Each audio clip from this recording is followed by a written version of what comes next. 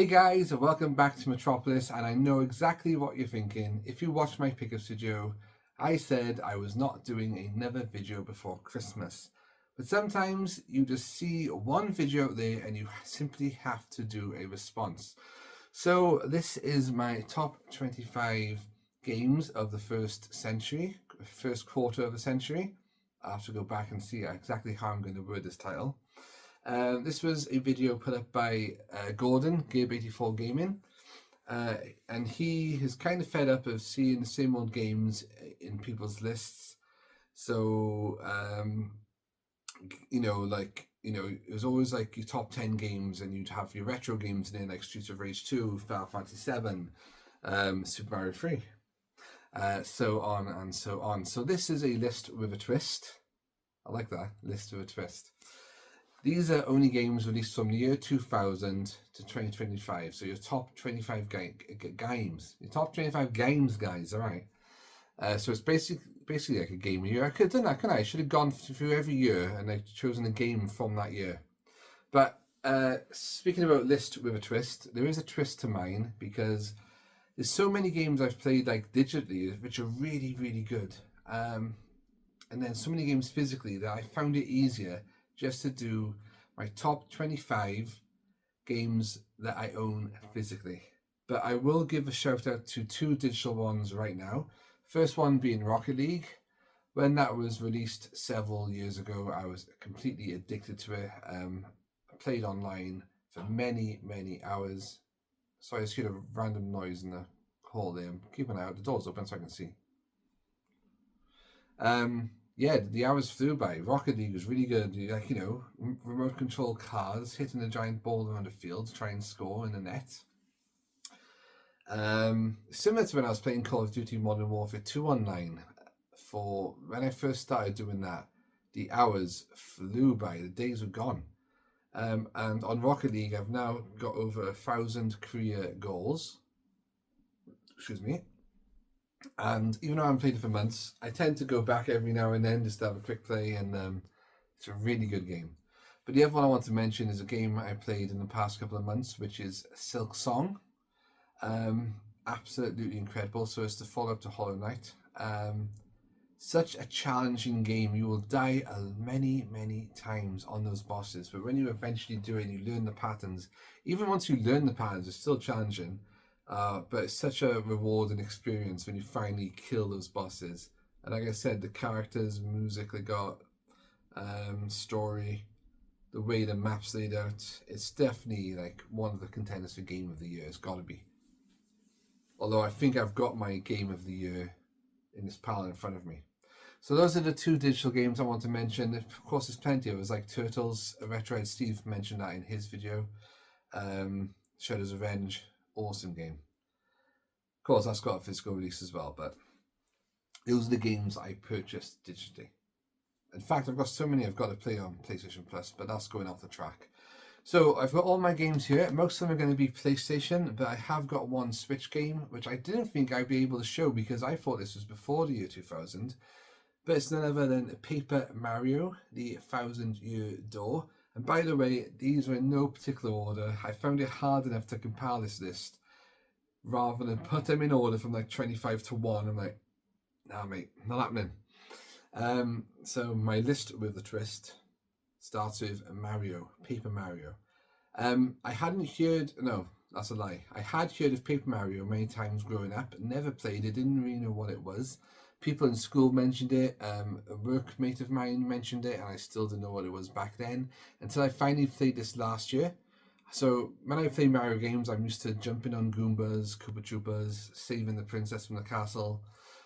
Not an RPG story with like got some great elements in this as well. The comedy is top notch, but like you've got to press certain buttons to land your attacks and stuff like that to take off maximum HP, and it can all go wrong. So it's challenging that way. It's the same with what I'm doing now with Mario and Luigi Broship on the Switch. Again, like when you control Mario and Luigi, when you attack with Mario, you have to like press like the A button when he jumps on people's heads. Luigi, you got to press the B button when he jumps on people's heads. So sometimes it's a challenge to remember to keep going and, you know, get it right. Keep on looking at that hallway to make sure nothing dodgy is going on there. Hear the noise. No, we're fine. We're fine. Let's carry on. Okay then, so I'm going to show you some PlayStation 2 titles now. One of my favourite RPGs of all time is a very popular franchise in Japan. None other than Dragon Quest, Journey of the Cursed King. Dragon Quest 8, Journey of the Cursed King. This was a classic back in the day. Absolutely love it. When I saw this first advertised in like PlayStation magazines, I thought, that looks really nice. Cell shaded graphics on the back there. It looked awesome. I thought, I need this. I need this in my life. Really enjoyed it. You play as a silent hero. Like a lot of Dragon Quest titles have the silent hero. Like all his companions will speak, but main guy doesn't. But it was really good, yeah. And the king gets turned into a troll. Is he on there? Yeah. Gets turned into a troll by an evil mage, and you go then hunting down the evil mage, you know, try and turn the king back. And I think that the mage is killing like a lot of the leaders in the land and stuff like that. But it's good. There's not been many main releases of Dragon Quest over here, but if you get a chance to play them, I highly recommend Dragon Quest. Especially that one if you can't get any of the others. So a lot of these are going to be RPGs, but not all of them. So the next one up is one we all know. It's Grand Theft Auto 3.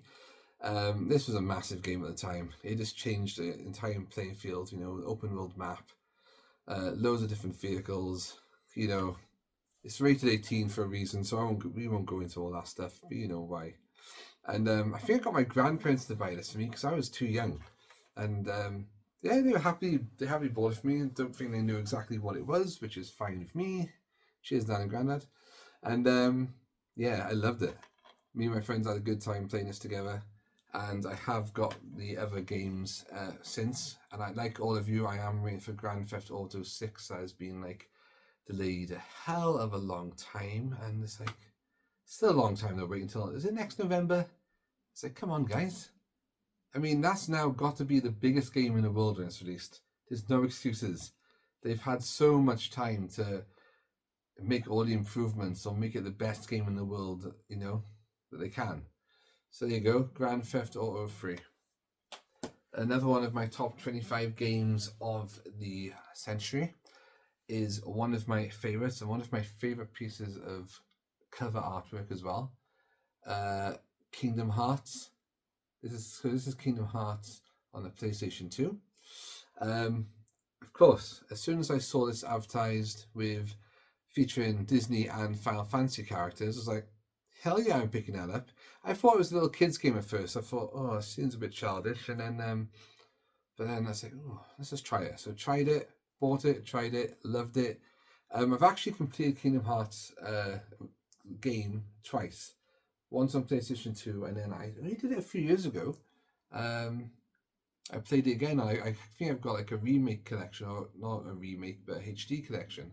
So I played it there, and I finished it again there. Yeah, Sora, Keyblades, Sephiroth is in there as well. Classic characters. Yeah, that's one of my favorite game series of all time. Got to put all these back on the shelves. There's a couple of gaps around. You might be able to see them somewhere. Anyone else behind me? No, we're good. Sticking with the PlayStation 2, this has had a remake, but I've chosen to pick the original. Resident Evil 4. Now, I love all the Resident Evils. I've never finished the first one. Or did I one day? Did I actually do it in the end? I can't remember. Anyway, but this was another game that took it up a couple of levels. I think it was the gameplay more than anything, the aiming of the gun, and things like that. The story, setting, was it Los Plagos or something? Leon Kennedy was back. Yeah, amazing game. Salazar, that creepy guy, is that his name? Creepy short guy. Really, really good. So, yeah, I could have chosen, well, I think the other Resident Evils were in the 90s, weren't they, before that? I mean, there's loads in this list, right? Or there's loads in this room that I have not chosen, which you think, what? That's an absolute classic. And I enjoyed Resident Evil Village, Biohazard.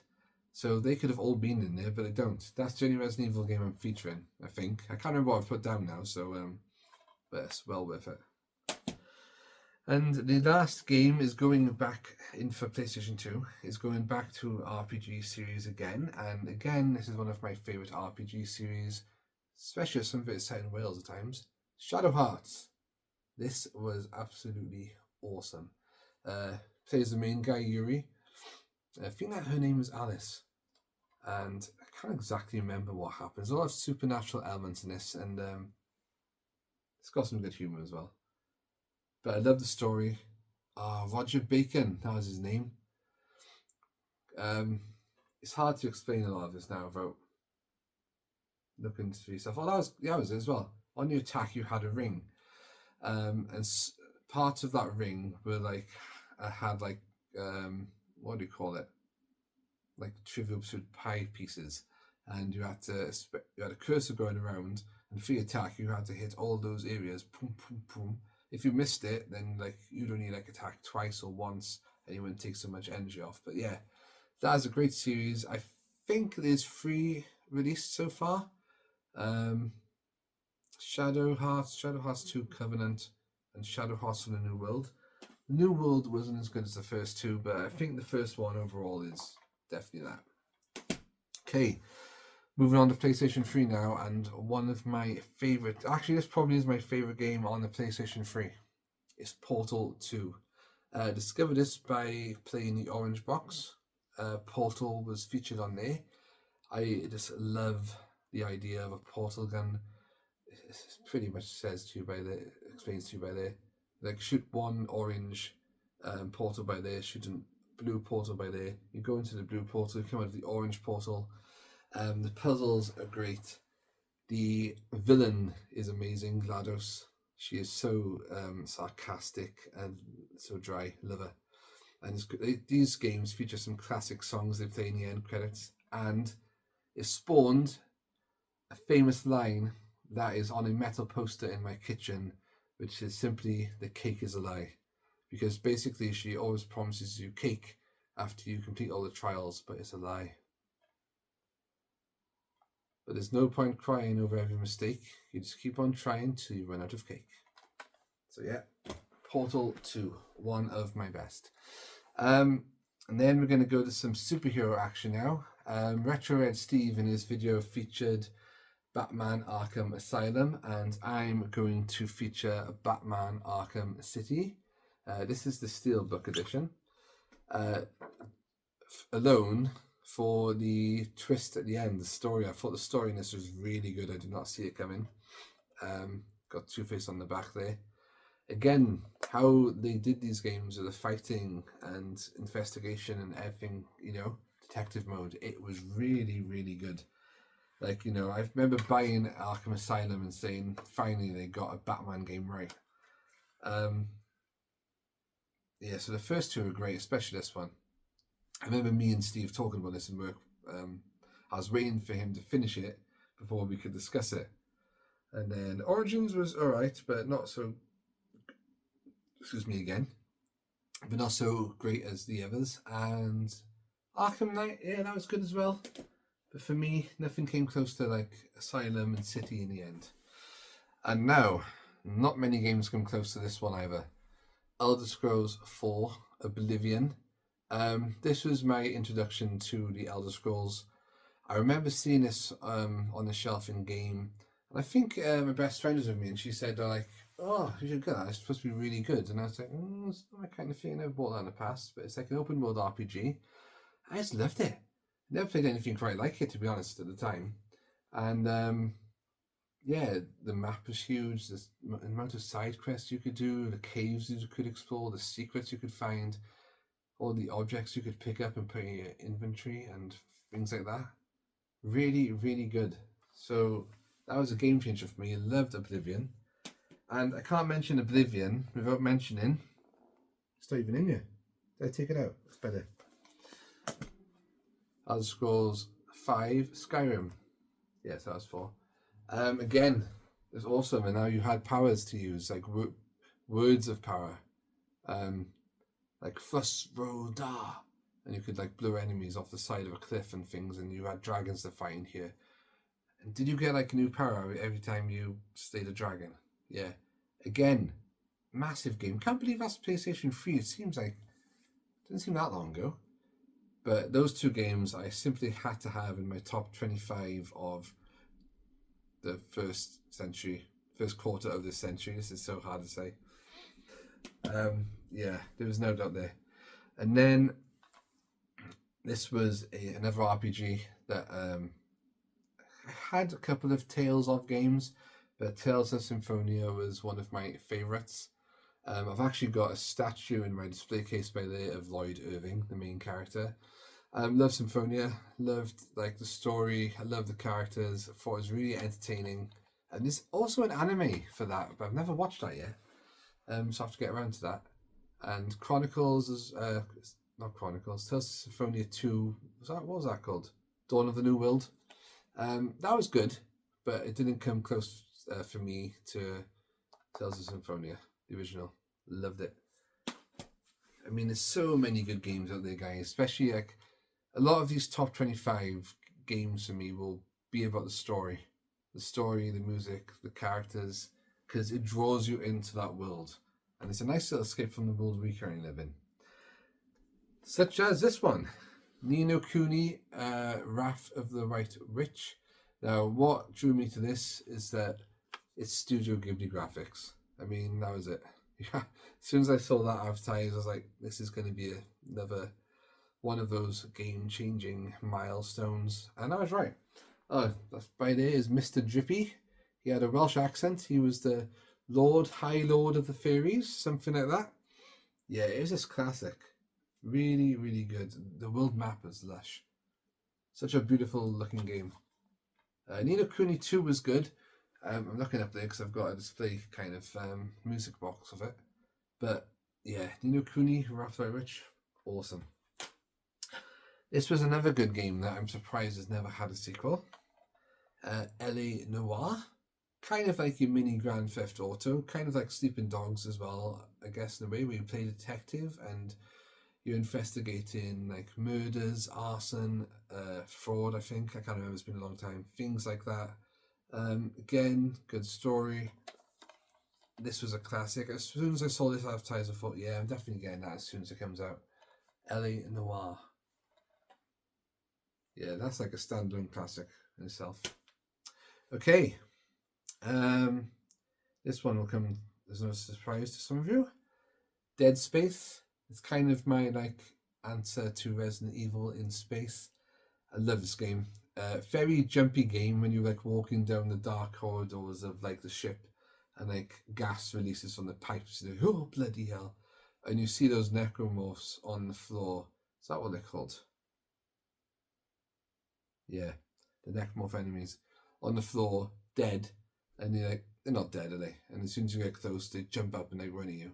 But what was cool, you had a plasma cutter and you could cut their limbs off or shoot their limbs off, like the arms or legs. So if they're running at you, you can shoot their legs off, and then they're not dead, they're still crawling to you, but they're slower. So yeah, that was a classic. I think that was remade, wasn't it? Or something like that. I need to dust some of these. But a really good game. Tense at times, but yeah, can't fault that. And then this was a really fun game. Little Big Planet. Now, I'm not sure if this is better than number 2 or 3. Was it 3? But I thought I'll just feature the original. This was such a creative game and gave you the opportunity to create your own levels and your own creations and masterpieces. And so many people out there did that. And I'm still amazed at how people do it. Because I start doing it, I'm like, well, this is like mediocre, isn't it? It's not quite good. Yeah, so Little Big Planet had such fun with a couple of my mates on this as well, playing for levels on co-op. It's really cool. And wasn't like Stephen Fry the narrator? Yeah, I think he was. So I wouldn't mind seeing another Sackboy game. They did have like Sackboys with Big Adventure or something, didn't they, on PlayStation 5? But yeah, Little Big Planet was again another game changer for me. Right then, guys, we're down to the last 1, 2, 3, 4, 5, 6, 7, 9 or so. PlayStation 4 now. So my first one is a game that I really enjoyed, especially for the twist, and that is Until Dawn List with a Twist. It's one of those story-driven games where you make the choices yourself, and all your characters could live or die. Really enjoyed this. Wanted to play through it more. There's actually a film based on this. I watched it the other week. It actually wasn't too bad. Not too bad. It was good. Not as good as the game, but then it really is it? It's like the movie's never better than the book kind of thing. Yeah, so that was good. Yeah, like that one twist. I want to say it, but in case you haven't played it, I won't. And then I've chosen this one, Spider-Man. I could have picked Spider-Man 2 actually, because that was amazing. But let's just go with this one for now. It's the one I picked off the shelf. Be Greater. This was the first Spider-Man game in a long time that, again, did like Batman, got the superhero genre right. The swinging was amazing going through New York. The amount of different costumes you could unlock, the enemies, the stories. I just wish sometimes these games were longer. I love Spider-Man and Batman. I think they're great heroes. But yeah, Spider-Man. Don't need to say a lot about that game because most of you will know it. Especially this one. This had to be in here. Red Dead Redemption 2. In the Wild West. Open world. Rockstar. Grand Theft Auto creators. Of course it was going to be amazing. Love the first one. Love this one. I'm not sure if you can hear the wind and rain outside, by the way. It's really stormy here in Wales today. But Red Dead Redemption 2, this is when you play as Arthur Morgan, isn't it? Yeah. So good. So good. I think we need another Red Dead Redemption game. I mean, imagine what they could do now. I mean, it might probably take 20 odd years to come out, but there you go. And I haven't mentioned this series yet, but it's one of the greatest of all time. And I've chosen this game, Metal Gear Solid 5: The Phantom Pain. I just love the big like desert setting for this one, and especially was it called the filtration system, where you like knocked an enemy out, attach like a parachute to the back, and they go whip in the air back to your base. And I think I had different. How can I say this? They had different grades, like A to B, C, D. So obviously you try to kidnap the good ones, and then I think they join your army. Is that right?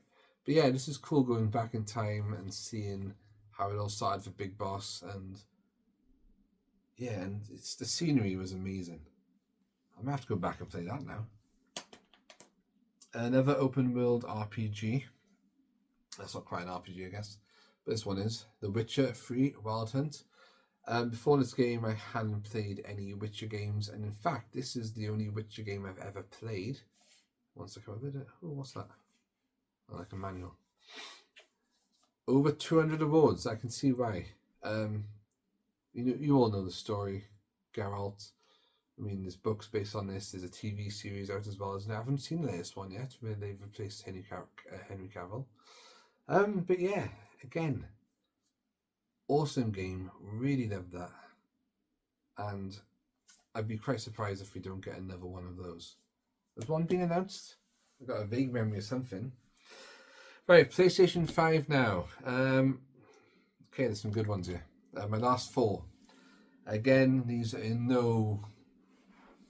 It's so hard to put, what is my number one of all these games in 25 years? I don't know. How's it been 25 years? This one was released... Was it only this year? I think so. It is an absolute classic. Astrobot. One of the best platformers I have played. It's so well done. The gameplay is amazing. I mean, when I first got the PlayStation 5 and I played Astro's Playroom, I thought, this is impressive stuff. What you can do with the control pad and all that stuff. And the levels now they've done, and they've released new levels. I've platinumed this game. Some of the challenge levels were challenging. And it's cool that you can unlock bots, and they're all based on popular PlayStation icons. So it's one big PlayStation nostalgia nod to the past. Especially as your spaceship is a PlayStation 5 control pad, and the PlayStation 5 is like a tower in your home base as well. Classic. And I've gone back to this a couple of times, and I might go back again. I've said that a few times lately in this pile. List with a twist. Astrobot, amazing, just amazing. You see God of War in there. God of War I have not chosen for my top 25. That could have easily been in there. Uncharted I have not chosen. That could have easily been in there. So many classic games could have been in here, and on a different day probably would have been in here. Right, going back to RPGs now. Elden Ring. Now, in the past, these kind of games used to kick me in the butt. But I'm happy to say, I've got a bit better at these types of games. Like, I've completed Bloodborne. When I first played Demon's Souls on, what was that, PS3? Oh, man. The amount of times you die on these games, but then again, like I said with Silksong, when you kill the bosses, the monsters, or whatever they are, such a good feeling. You're like, yeah, come on. So like these are games and bosses I tried time and time and time again until I actually do it, unless you actually do need to level up, of course. Such a great story, such a massive open world. I didn't think I was going to complete this game. The last boss, where you have to kill like 2 of them in a row, oh man, that was stressful. Finally did it though, persevered, and yeah, I haven't done any of the DLC. I think I needed a break of at least a year or 2 before I go back to that. But I get a lot of beeping outside now. Elden Ring, classic, really good, must play if you like your kind of Souls-like games. Now, this for me is Game of the Year, and it's none other than Clear Obscure Expedition 33. I would class this game as a masterpiece. I really would. The story, the music, especially one of the twists it had, is amazing. Actually, several of the twists it had is amazing. The music is so good. This is what like a lot of RPGs have been missing. The gameplay as well, the fighting, that's amazing. It's like if this was like Final Fantasy could do what these guys have done with this, they'd be laughing. It'd still be my favorite franchise. I'm not saying that I don't like Final Fantasy because, you know. But yeah, Expedition 33. If you've heard of this, you like RPGs but you've not played it, trust me, trust Metropolis, go and buy it, play it. Me and my best friend were watching a trailer on this, and we said, that looks really good. And then the next day I'd ordered it, and then have looked back. But there's still plenty for me to do on this game, because I finished the main story, then I went on to other games. So I can go back and do all the side quests and DLC. Is it DLC? Yeah, I think it is. For that. I think, yeah, some of the characters in that, really good. And then, for my last one, I have chosen A Blast to the Past, Final Fantasy VII Rebirth.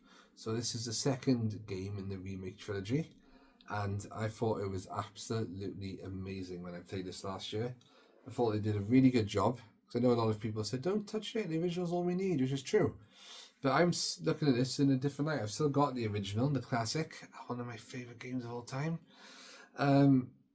But the way they did this, I thought was better than remake. It was really good. Like revisiting some of the scenes, some of the classic moments. They did butcher that classic sad scene. I was not happy with that. I thought it was a very poorly executed scene towards the end there. But the rest of it, spot on. And you've got to go back to Gold Saucer and really, really good. Well, guys, that is my top 25 games of this century. Please go check out Gordon's video. I know Steve's done a video, 25-2's done a video. I think Worldcore X Eddie has done a video. I'm sure there's a couple more. If I remember, I will list them in the description below. And yeah, so let me know if you agree with any of my games there. Please feel free to do a VR to Gordon yourself. And this one now should be my last video until Christmas, but we shall see. As ever, guys, Boom. See you soon.